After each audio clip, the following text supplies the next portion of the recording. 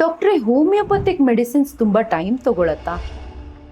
ಈ ಕ್ವೆಶ್ಚನ್ ಸರ್ವೇ ಸಾಮಾನ್ಯವಾಗಿ ಎಲ್ಲರೂ ನನ್ನ ಹತ್ರ ಕೇಳೋ ಪ್ರಶ್ನೆ. ನನ್ನ ಪೇಷಂಟ್ಸು ಕೇಳ್ತಾರೆ, ಮೇಡಮ್ ಎಷ್ಟು ಟೈಮ್ ತಗೊಳತ್ತೆ?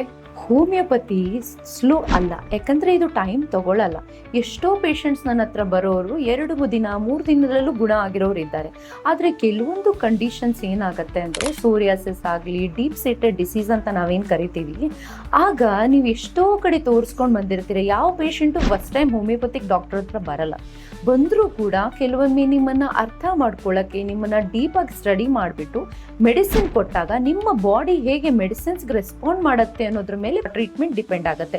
ಅದೇ ನೀವು ಡಯಟ್ ಆಗಲಿ, ಲೈಫ್ ಸ್ಟೈಲ್ ಸರಿಯಾಗಿ ಮಾಡ್ಕೊಂಡು ಹೋದರೆ ಹೋಮಿಯೋಪತಿ ಬೇಗವಾಗಿ ಗುಣ ಆಗ್ಬೋದು ನಿಮಗೆ. ಸೊ ಏನು ಹೇಳೋಕೆ ಇಷ್ಟಪಡ್ತೀನಿ ಅಂದರೆ, ಹೋಮಿಯೋಪತಿ ಯಾವತ್ತೂ ಸ್ಲೋ ಅಲ್ಲ.